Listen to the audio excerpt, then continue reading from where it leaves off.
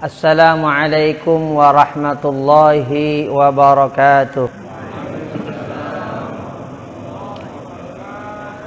Alhamdulillahilladzi akramana bil Qur'ani was sunnah.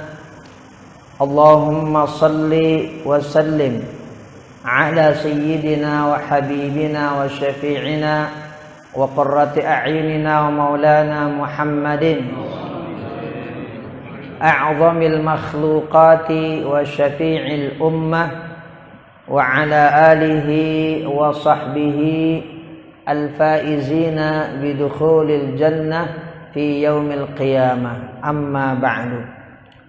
Yang saya hormati pelaksana ketua DKM Masjid Agung Al-Barkah Kota Bekasi, Bapak Haji Furqon, dan seluruh jajaran pengurus DKM Masjid Al-Barkah Kota Bekasi. Yang saya hormati dan kita hormati guru kita, imam tetap kita, Bapak Kiai Haji Ahmad Fayumi, mata'anallah bituli hayatih. Kita doakan beliau senantiasa diberikan sehat, nikmat, rahmat, keberkahan oleh Allah Subhanahu wa taala. Pesantren Nurul Quran yang beliau bina, para santri, keluarga, para guru, semua diberikan barokah oleh Allah Subhanahu wa taala. Yang saya hormati para asatidzah segenap jamaah, bapak-bapak dan ibu-ibu, mudah-mudahan kita juga pada malam hari ini senantiasa dilimpah curahkan nikmat, rahmat, keberkahan oleh Allah Subhanahu wa taala. Urusan dunia akhirat kita terutama diberikan segala kemudahan oleh Allah Subhanahu wa taala. Anak cucu kita dijadikan anak cucu yang salih, salihah oleh Allah Subhanahu wa taala. Diri kita, keluarga kita, jamaah kita semuanya diberikan sehat, diberikan perlindungan oleh Allah Subhanahu wa taala. Dan dengan taklim rutin kitab Sahih Muslim di Masjid Agung Al-Barkah Kota Bekasi ini, kita diberikan anugerah ilmu yang bermanfaat oleh Allah Subhanahu wa taala. Saya juga mengucapkan ribuan terima kasih kepada segenap jamaah yang telah berinfak untuk pesantren Tahfidz Hadis Indonesia yang biasa dijalankan oleh tim setiap Selasa malam Rabu ini oleh Pak Haji Usman dan Pak Haji Shalihin. Mudah-mudahan infak sedekah jariah jamaah diberikan ganjaran yang berlipat oleh Allah Subhanahu wa taala. Ala hadhihi niyyah wa ala kulli niyyatin salihah wa ila hadrati sayyidina Muhammadin al-Mustafa Rasulullah sallallahu alaihi wasallam. Al-Fatihah. A'udzu billahi minasy syaithanir rajim. Bismillahirrahmanirrahim. Alhamdulillahi rabbil alamin. Arrahmanir rahim. Maliki yaumiddin. Iyyaka na'budu wa iyyaka nasta'in. Ihdinas siratal mustaqim. Siratal ladzina an'amta 'alaihim ghairil maghdubi 'alaihim waladdallin. Amin. Fadhal Ustaz Faisal. Hadis nomor berapa? Hadis nomor 4 Sahih Muslim. Bismillahirrahmanirrahim. Babu mata yaqumun nasu lis-salati. قال الإمام مسلم رحمه الله تعالى رحمة واسعة. وحدثني محمد بن حاتم وعبيد الله بن سعيد قال حدثنا يحيى بن سعيد عن حجاج الصوافي قال حدثنا يحيى بن أبي كثير عن أبي سلمة وعبد الله بن أبي قتادة عن أبي قتادة رضي الله عنه قال قال رسول الله صلى الله عليه وسلم إذا أقيمت الصلاة فلا تقوموا حتى تروني. وقال ابن حاتم إذا أقيمت أو نودي. Bismillahirrahmanirrahim. Bab mata yaqumun nasu lis-salati. Kapan manusia di sini maksudnya adalah para makmum.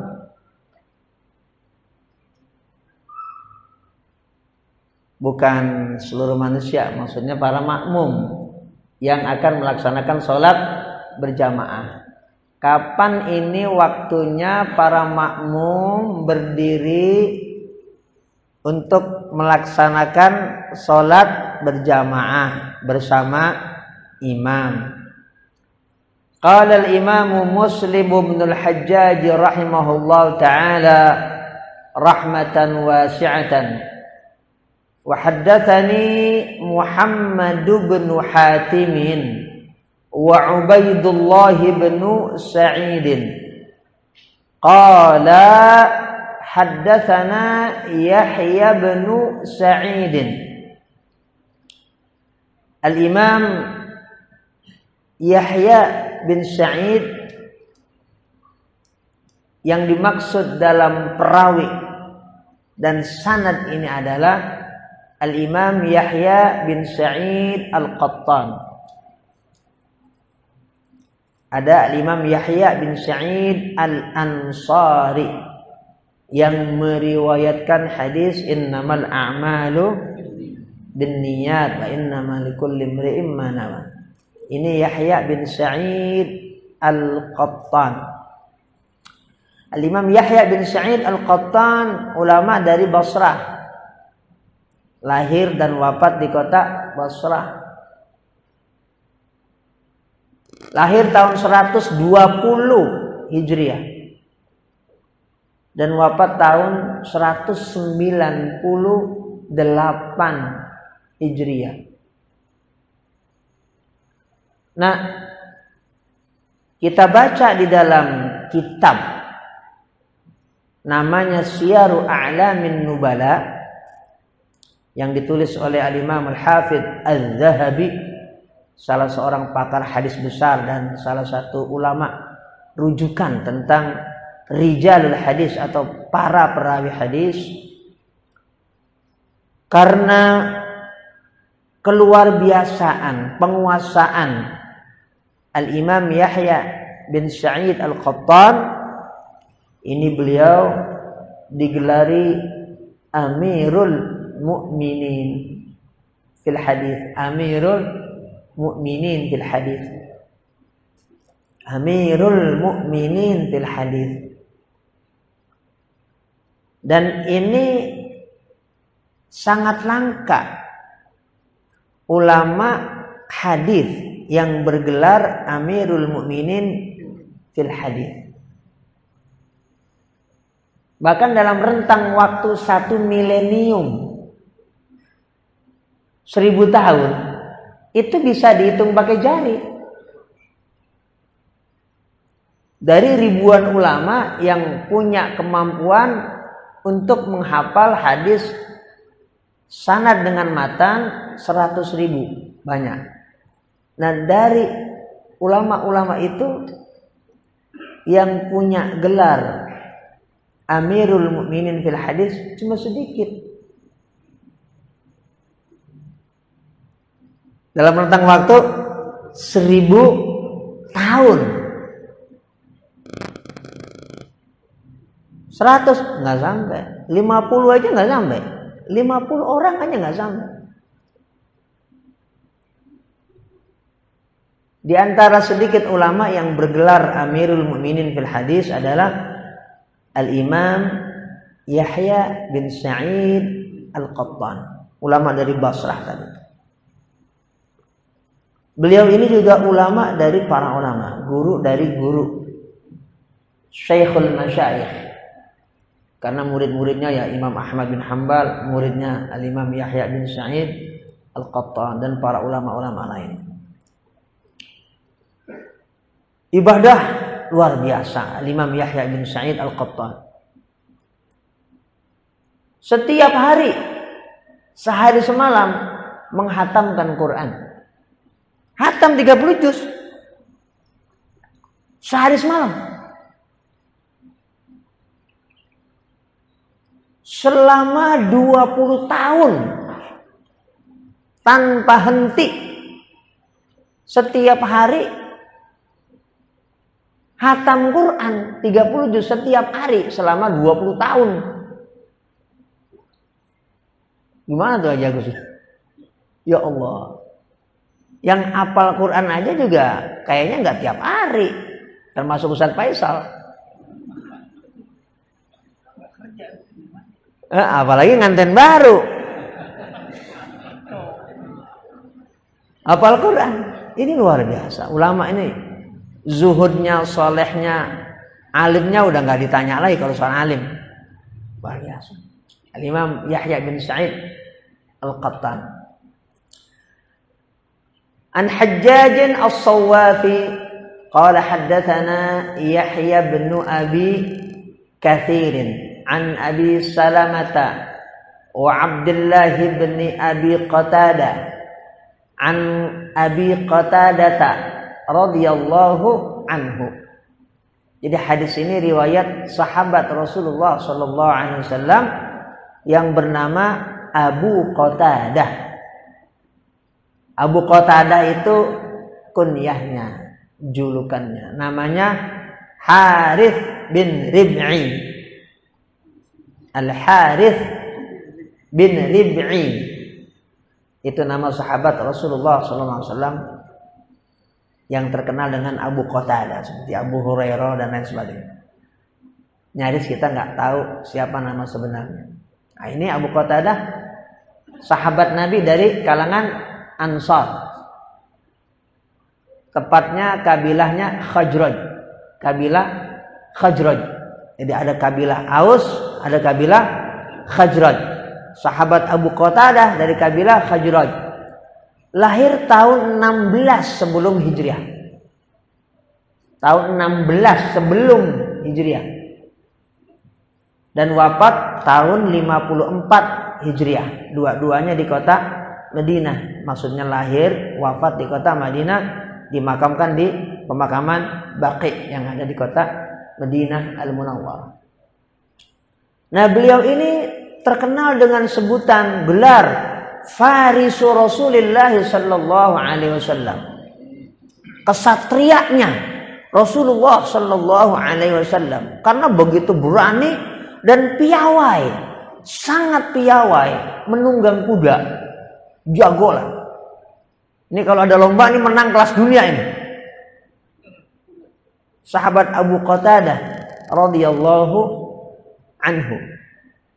Nah, beliau ini semasa bersama dengan Rasulullah sallallahu alaihi wasallam pernah didoain.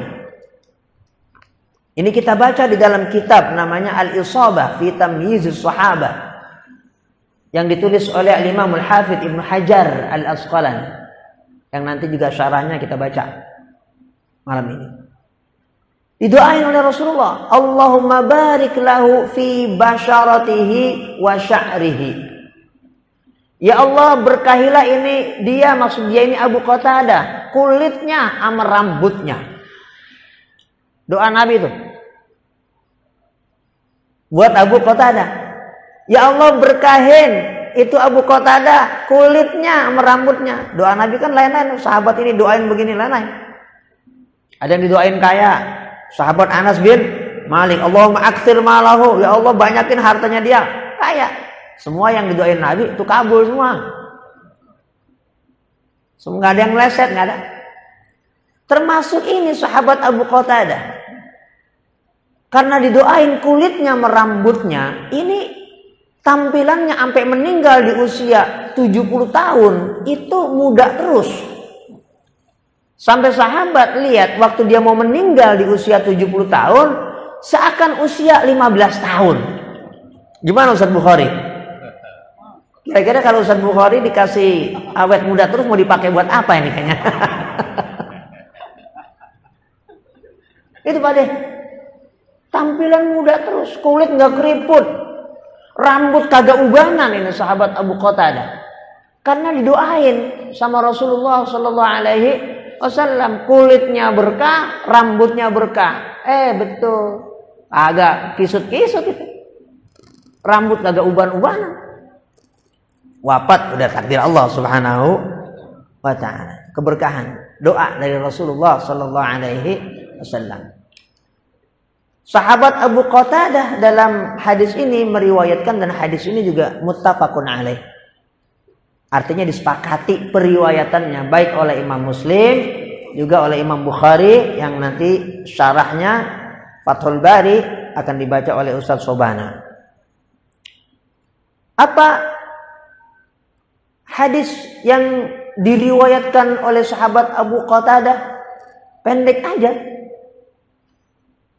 Idza uqimatis salatu, apabila sudah diiqomahkan, dikumandangkan iqomah untuk salat, qomat.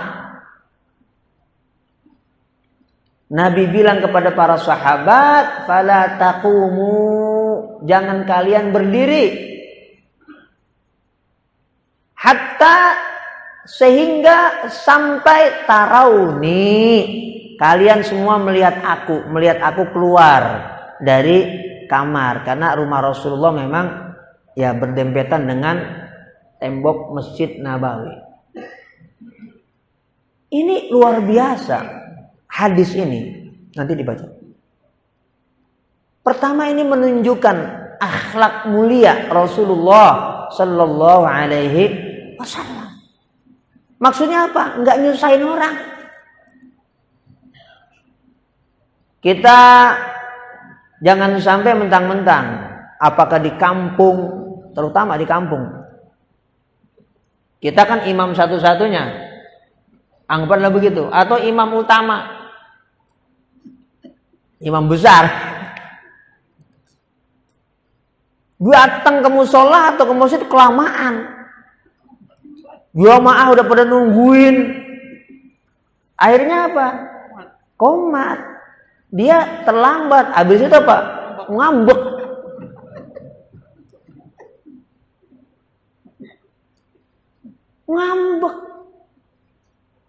Coba Rasulullah SAW nggak seperti itu. Akhlak mulia, nggak bikin susah orang. Nah, ini kita dengarkan dulu yang disampaikan oleh Al-Imam Al-Hafidh Ibn Hajar ketika beliau mensyarah Sahih Bukhari, karena hadis ini juga riwayat Imam Bukhari, dibaca oleh Ustaz Sobana. Syarahnya yang tadi qauluhu hatta tarawni wa dhahaba al-aktharuna. Qala al-Imam al-Hafidh Ibnu Hajar al-Asqalani fi kitabih Fathul Bari bi syarh Sahih Bukhari, qauluhu hatta tarawni wa dhahaba al-aktharuna ila annahum idza kana al-imamu ma'ahum fil masjid lam yaqumu hatta afradul iqamah. Wa an Anas radhiyallahu anhu annahu kana yaqumu idza qala al-muadzin qad qamatis shalah. Ya, habisin dulu. Wa an Sa'id bin Musayyab qala idza qala al-muadzin Allahu akbar wajaba al-qiyam wa idza qala hayya 'alas shalah Abdilatis suhuf wa idza qala la ilaha illallah kabbara al-imam wa an Abi Hanifah yaqumuna idza qala hayya 'alal falah fa idza qala qad qamatis shalatu kabbara al-imam wa amma idza lam yakun al-imam fil masjid fa dhahaba al-jumhur ila annahum la yaqumuna hatta yarau. Jadi ini ada imam rawatib, ada yang tidak rawatib. Ada imam sudah datang bersama para makmum ketika kumandang azan. Ada imam yang masih belum datang. Begini, pertama, lempengan begini,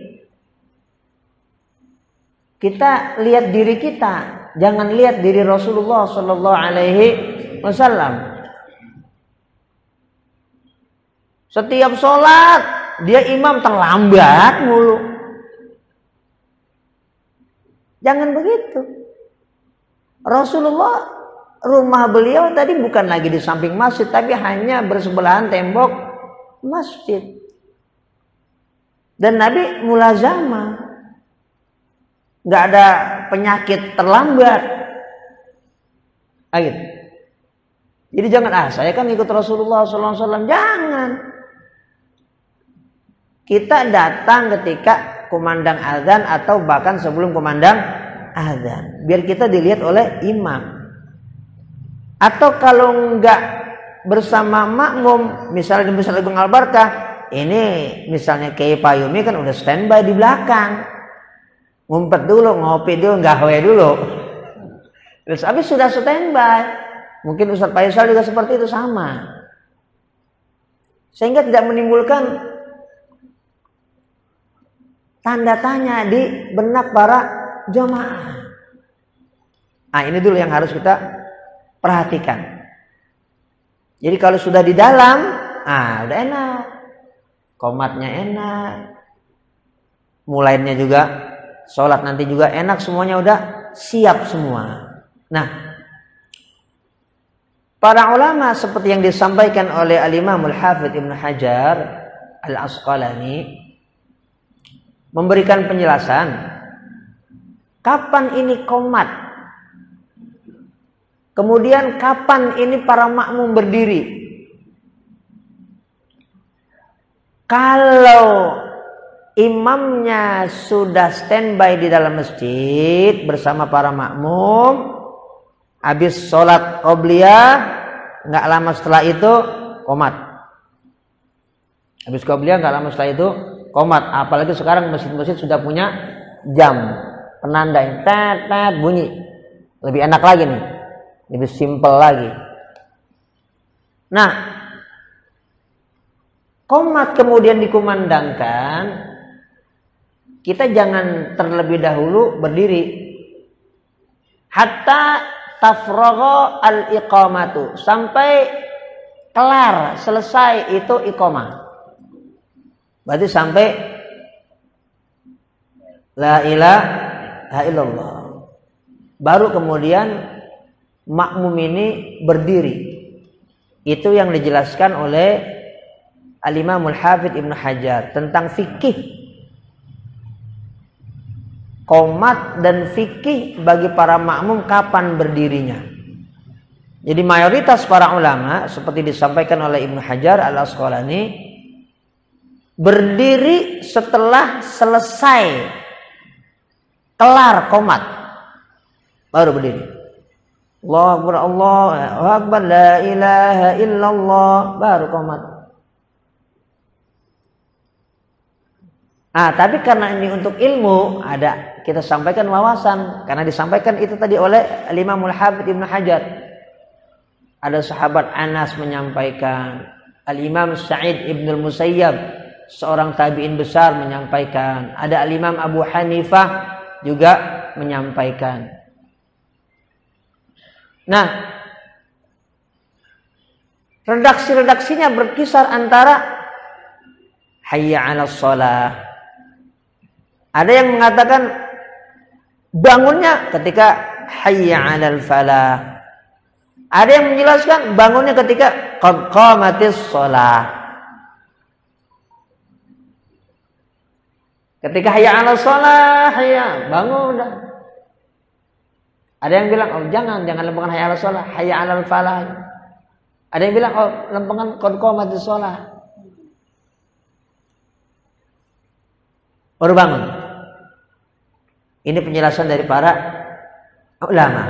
Namun umumnya, mayoritasnya, sebagian besarnya ulama memberikan penjelasan bangun makmum berdiri ketika selesai qomat.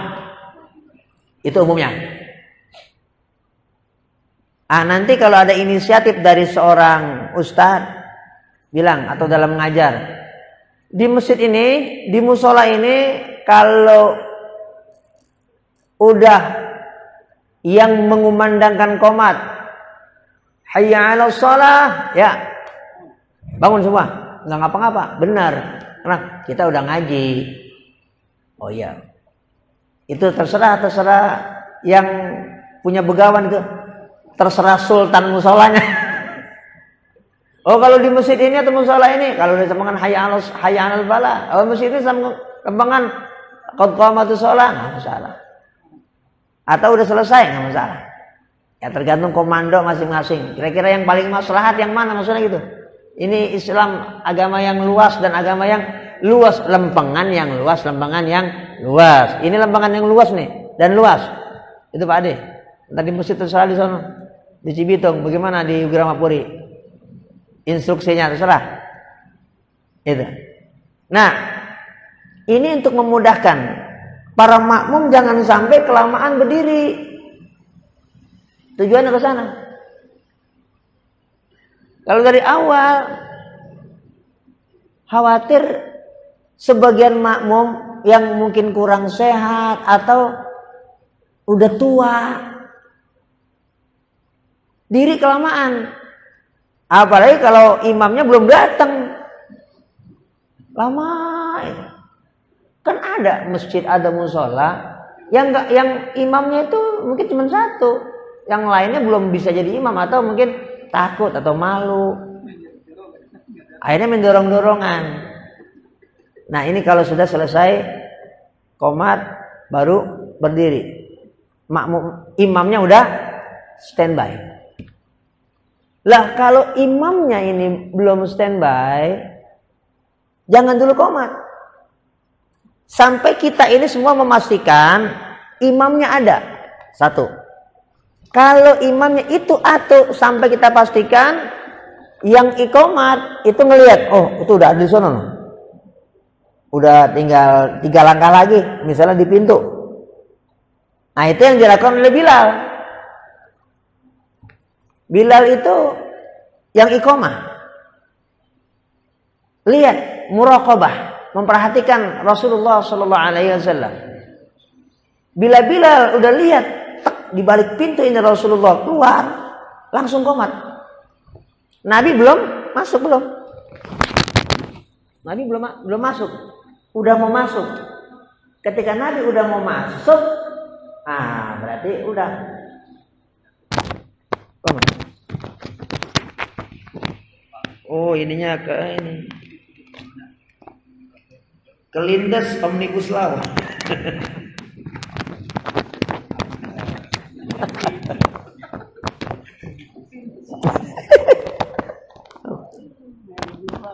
Iya. Nah itu dilihat oleh sahabat Bilal. Oh Nabi udah ada di situ.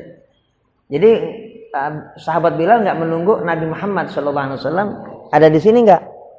Nabi udah mau pintu nih, langsung qomat. Sahabat Bilal.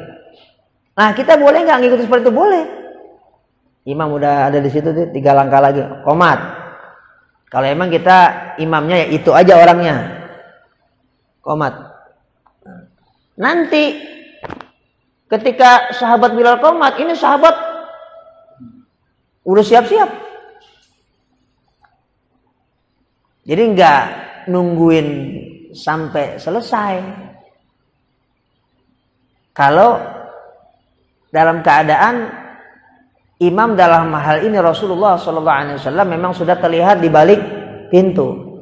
Kalau tadi kan kalau imamnya udah di dalam, kelar qomat. Tadi apanya? Kiri. Iya. Rumahnya Rasulullah SAW itu sebelah kiri Masjid Nabawi. Yang sekarang sudah jadi makam Rasulullah SAW. Karena memang para nabi itu dimakamkan di mana nabi tersebut ada dan wafat. Jadi nggak dipindah. Padahal di samping itu kan ada pemakaman baqi. Kan Rasulullah itu dimakamkan bukan hanya di rumah, di tempat di mana Rasulullah meninggal. Rasulullah itu wafat di kamarnya Sayyidah Aisyah. Nabi kan punya kamar beberapa ada untuk para istri beliau. Nabi wafatnya, ini rumah Rasulullah. Rumahnya Rasulullah kan juga kecil. Ada kamar. Kamar itu Rasulullah bersama Sayyidah Aisyah. Jadi Nabi wafat di kamar Sayyidah Aisyah. Dan ketika wafat nggak dibawa untuk dimakamkan, apakah di baqi atau di lempengan rumah yang sama tapi di sebelah mana misalnya di ruang tangga atau tengah. Nabi rumahnya kecil, ada lagi ruang di depan. yang sudah memanjang sampai ke tengah, belum. Nggak di situ. Dimakamkan di situ. Sahabat ya pas sudah musyawarah, gimana nih? Apa di sini, di sini? Oh, ada hadis. Para nabi itu dimakamkan di tempat di mana nabi itu wafat. Ya, semua nabi. Semua nabi. Makanya nabi palsu diberikan kehinaan oleh Allah Subhanahu wa taala. Siapa itu? Mirza Ghulam Ahmad. Mirza Ghulam Ahmad matinya di WC. Harusnya dimakamkan di septic tank. Masih hidup aja udah Allah hinakan. Nabi palsu. Kalau selain Nabi nggak masalah. Nggak hina orang meninggal di dalam WC. Banyak juga ulama yang meninggal ketika mandi. Termasuk ulama besar. Pakar hadis besar. Namanya Al-Imam Al-Auza'i. Imam Al-Auza'i meninggal di dalam kamar mandi. Gara-gara dikunciin sama merbot. Ini merbot, hati-hati. Imam Al-Auza'i itu meninggal karena dikunciin. Kamarnya nggak ada kisi-kisinya. Dia nggak sengaja, disangkain nggak ada orang. Di zaman dulu kan kuncinya kayak apa tuh? Besi panjang, ceger, nggak bisa dibuka, nggak bisa digedor. Udah meninggal, kehabisan oksigen. Imam Auza'i. Jadi nggak hina. Kalau selain Nabi mulia-mulia aja. Nah, Abu Bakar kemudian dimakamkan di situ juga, samping Rasulullah, belakang dikit. Umar kebelakangan lagi. Jadi makam ini karena kuburan. Makam Nabi itu begini, makam Nabi. Sampingnya itu, jadi bukan begini, samping-sampingan begini. Ini makam Rasulullah, sebelahnya Abu Bakar, sebelahnya Umar. Enggak. Mundur dikit.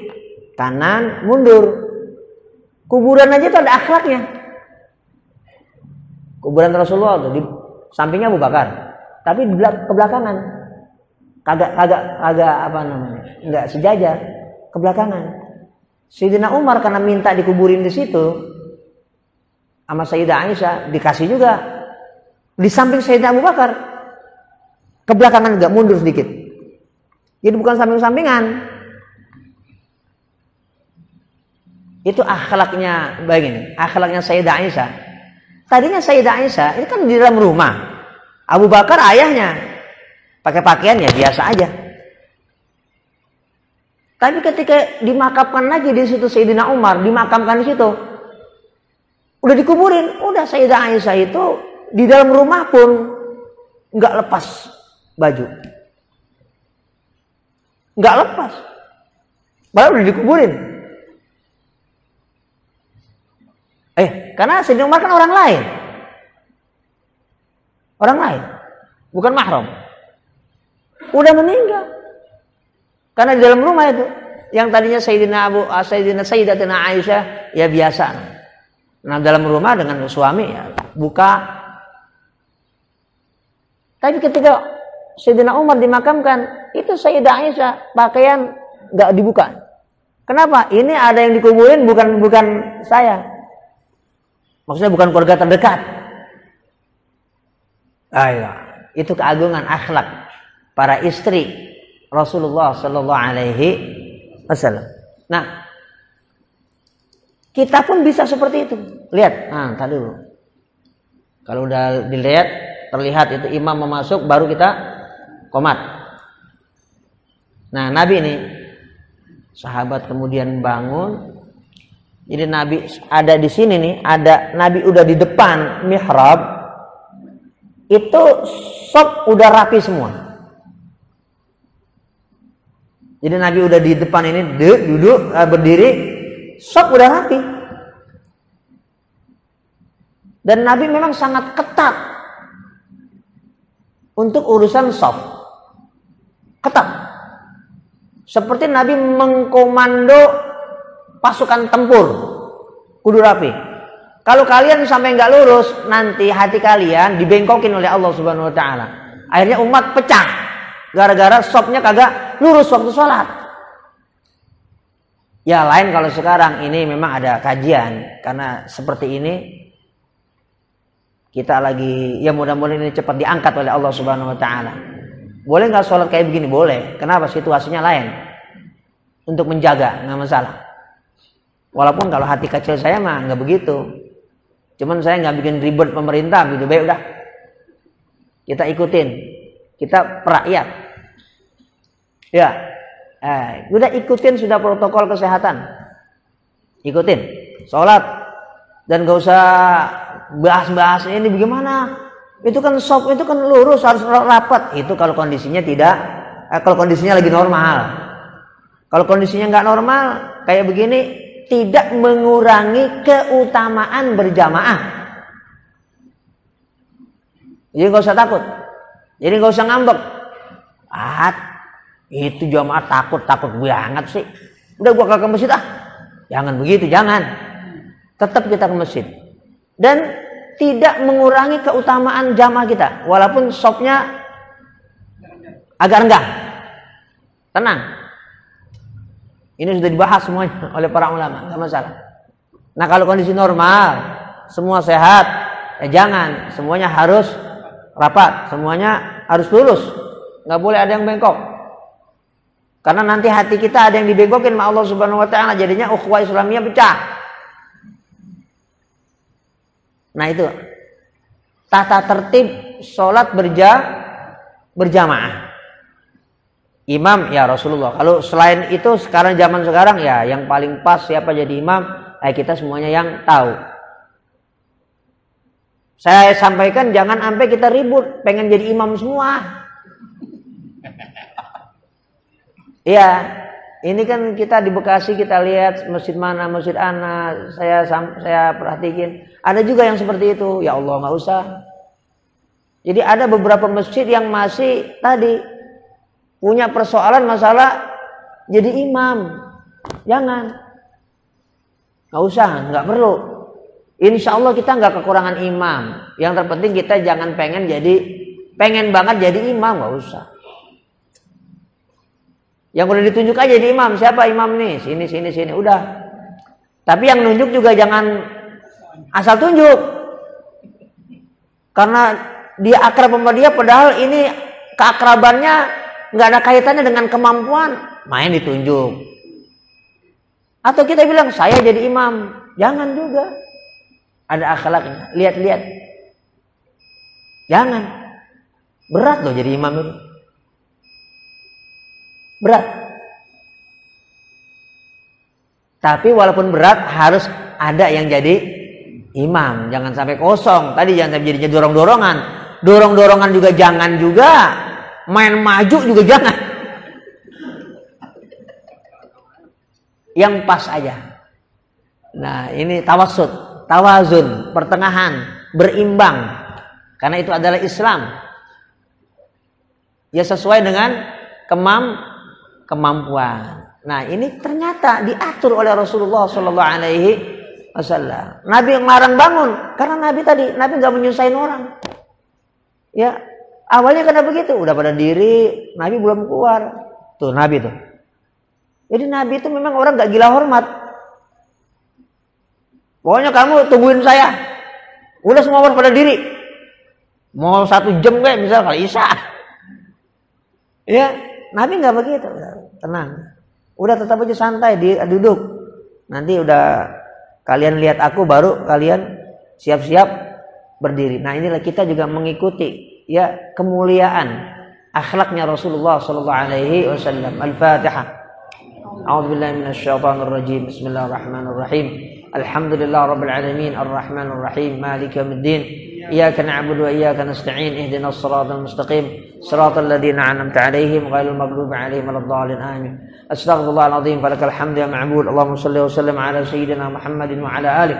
Allahumma ighfir lana wa liwalidina wa limashayikhina wa li jami'il muslimina wal muslimat wal mu'minina wal mu'minat al ahya' minhum wal amwat. Allahumma aslih dhata bainina. Allahumma alif baina qulubina. Rabbana atina fid dunya hasanah وفي الآخرة حسنة وقنا عذاب النار وصلى الله على سيدنا محمد وعلى آله وصحبه وسلم والحمد لله رب العالمين والسلام عليكم ورحمة الله وبركاته.